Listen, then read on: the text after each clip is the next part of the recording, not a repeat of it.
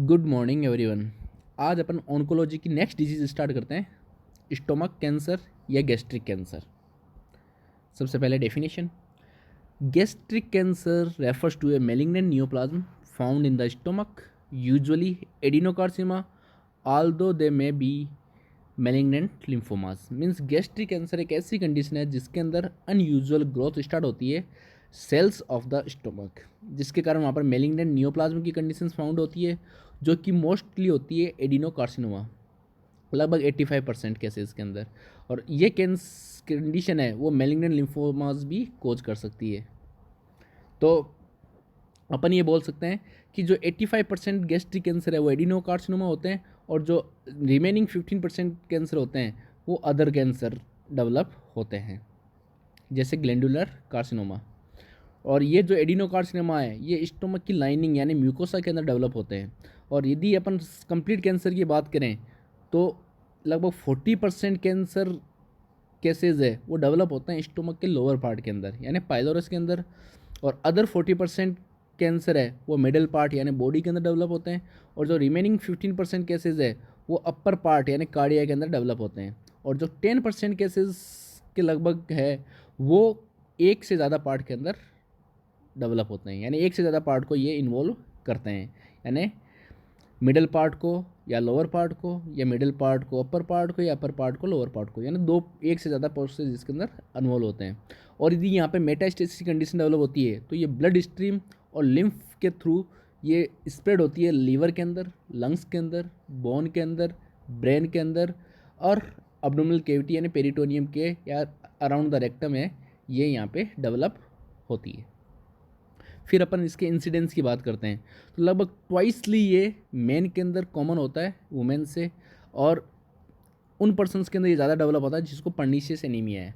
तो pernicious anaemia एक ऐसी कंडीशन है जो कि डेवलप होती है विटामिन B12 की डेफिशिएंसी के कारण, और विटामिन B12 के प्रोडक्शन और उसके लिए रेस्पॉन्सिबल होता है गैस्ट्रिक की लाइनिंग के थ्रू सीक्रेट होने वाला इंट्रिंसिक फैक्टर।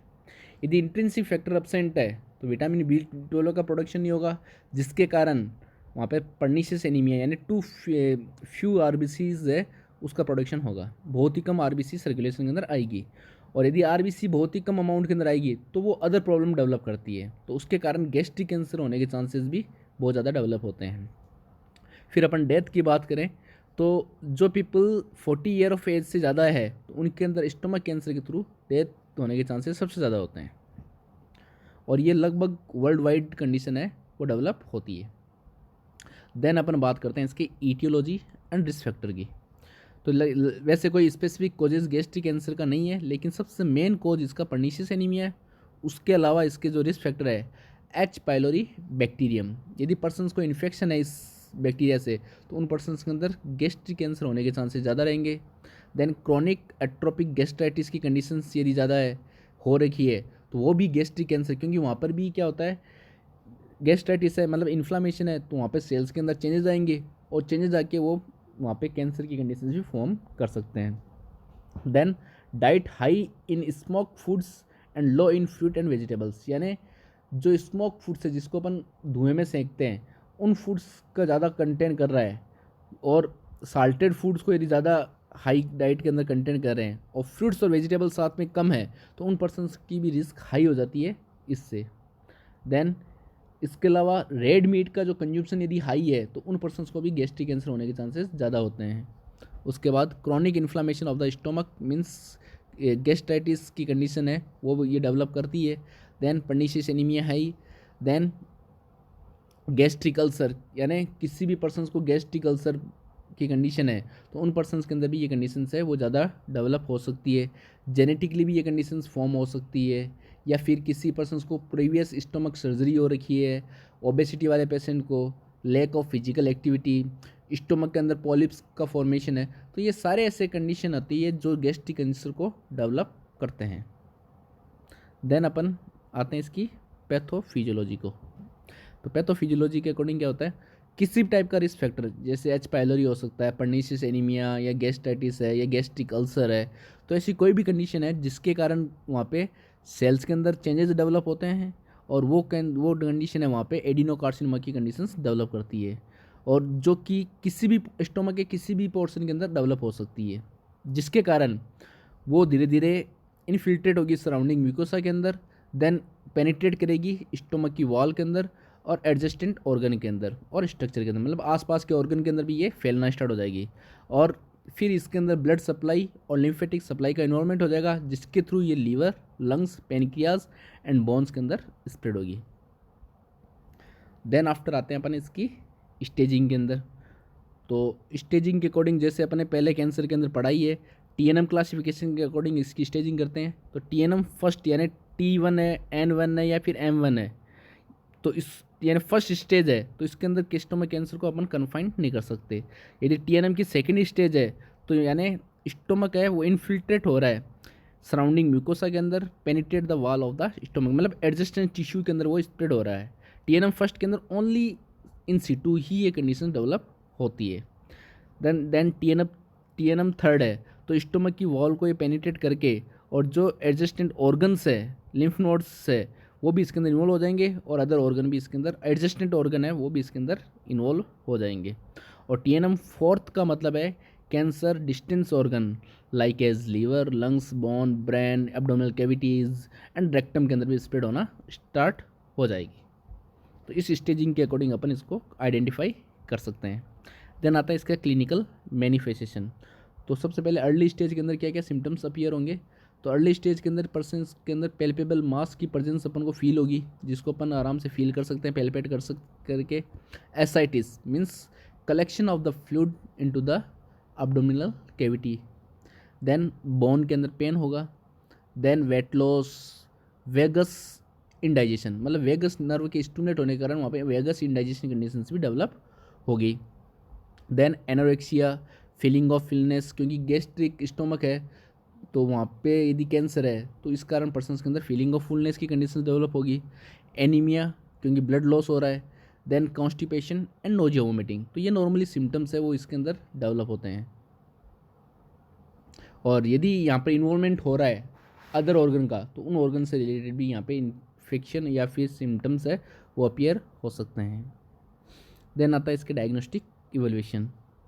तो डायग्नोस्टिक इवैल्यूएशन के अंदर सबसे पहले फिजिकल एग्जामिनेशन और हिस्ट्री कलेक्शन के थ्रू अपन पता लगा सकते हैं कि कैसे कैंसर स्प्रेड हो रहा है, किसका कारण क्या है, क्या इसके कोज है, उन सब के बारे में। Then upper GI tract X ray examination, मतलब स्टोमक का या उससे रिलेटेड जितने भी ऑर्गन्स है उनका एग्जामिनेशन करके एक्सरे वगैरह लेके अपन पता लगा सकते हैं। गैस्ट्रोस्कोपी, जिसके अंदर साइटोलॉजिकल ब्रशिंग और बायोप्सी भी अपन कर सकते हैं, यानी एक ट्यूब अपन इंसर्ट करेंगे बाय माउथ और उससे अपन स्टोमक को विजुलाइज करेंगे कि कहाँ पे कैंसर है, कौन सा पार्ट इन्वॉल्व हो रहा है, और उससे अपन सैंपल भी कलेक्ट कर सकते हैं।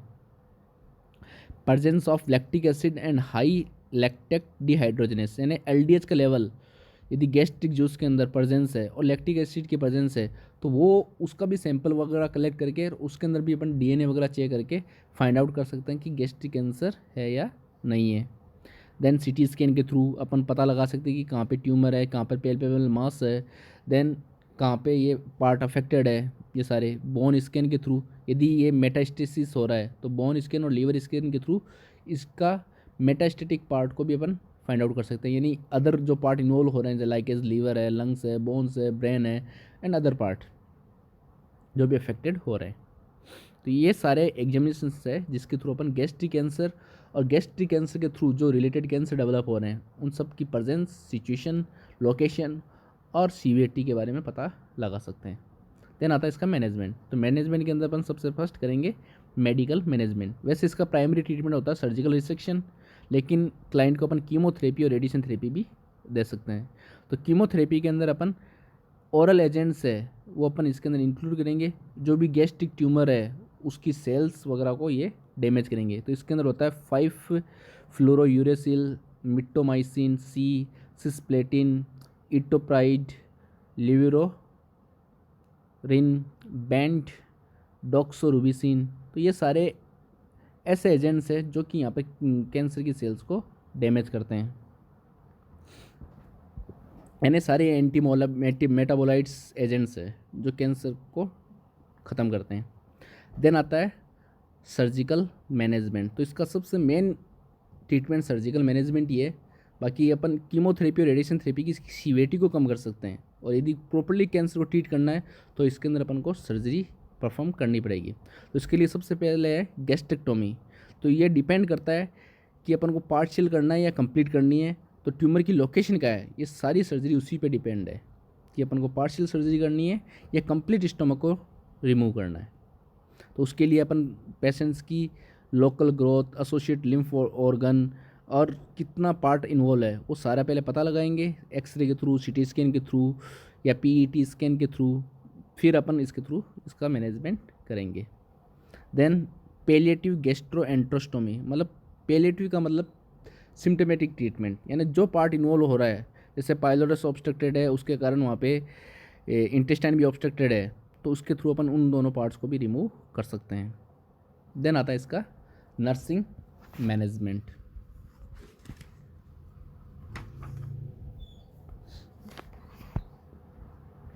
तो नर्सिंग मैनेजमेंट के अंदर अपन सबसे नर्सिंग डायग्नोसिस प्रिपेयर करेंगे, जिसके लिए अपन पहले उसका पूरा एग्जामिनेशन करेंगे, असेसमेंट करेंगे और फिर अपन डायग्नोसिस बनाएंगे। तो सबसे पहले डायग्नोसिस है acute pain related to gastric erosion and post operative pain related to high surgical incision as evidenced by facial expression and verbalization. मतलब पेशेंट की सर्जरी के बाद में जो भी ऑब्स्ट्रक्टिव कंडीशन है उसके कारण या गैस्ट्रिक इरोजन के कारण पेशेंट के अंदर पेन की कंडीशन डेवलप होती है।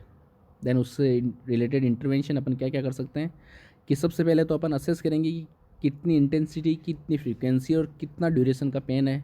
फिर उसके अकॉर्डिंग अपन उसको कुछ थेरेपीज़, रिलैक्सेशन थेरेपी, रेस्ट वगैरह प्रोवाइड करेंगे। देन जो भी फार्माकोलॉजिकल मेथड है पेन रिलीफ के, तो वो अपन फार्माकोलॉजिकल मेथड है वो भी यूज़ करेंगे। और इसके अलावा नॉन फार्माकोलॉजिकल मेथड्स का भी अपन यूज़ कर सकते हैं, जैसे कि पोजिशनल चेंज है, डिस्ट्रक्शन है, बैक रब है, मसाज है, रिलैक्सेशन थेरेपी है, वो सब का यूज़ करके अपन इसके पेन को रिलीव कर सकते हैं। और लास्ट के अंदर अपन इसको जो भी मेडिसिन है, फार्माकोलॉजिकल मेथड्स है, वो अपन प्रिस्क्राइब करेंगे एज ऑर्डर बाय फिजिशियन।